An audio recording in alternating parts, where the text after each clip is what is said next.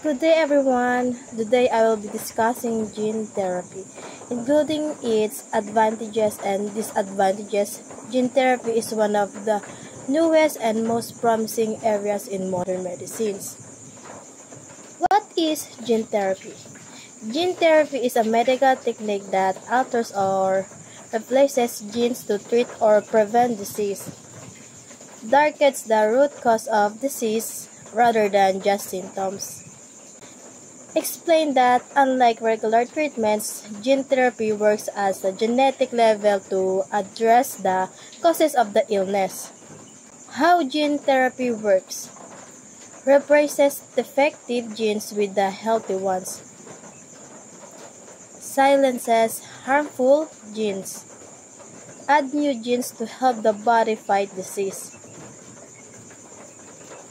Mention that different techniques are used depending on the disease, replacing a gene, silencing a harmful gene, or adding a helpful gene.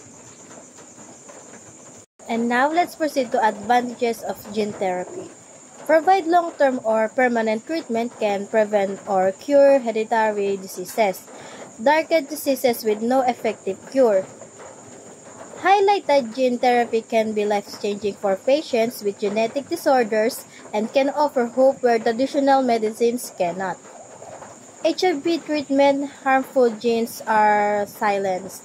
Prevent symptoms and slow diseases progressions. Explain that gene silencing is particularly useful in viral infections like HIV, where the therapy can stop the virus from replicating. Treatment for serious diseases: can help eliminate hereditary diseases such as cystic fibrosis, show potential in treating heart disease, AIDS, or cancer. Emphasize that gene therapy is not limited to rare genetic diseases. It also shows promise for major illness affecting millions of people. Now, let's proceed to disadvantages of gene therapy. Still experimental and expensive, limited ability, long-term effects are unknown.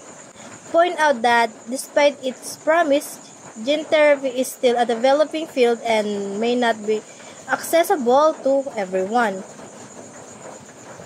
Immune system reactions: uses viral vectors to deliver genes. Body may trigger immune responses.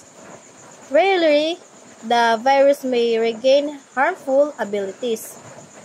Explain that viral vectors are necessary to deliver the genes but can sometimes cause the body to react, which is a major risk factor.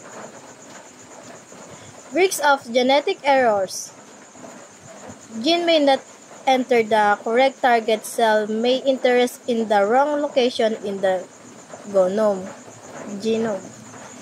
Could cause new genetic disorders or tumors.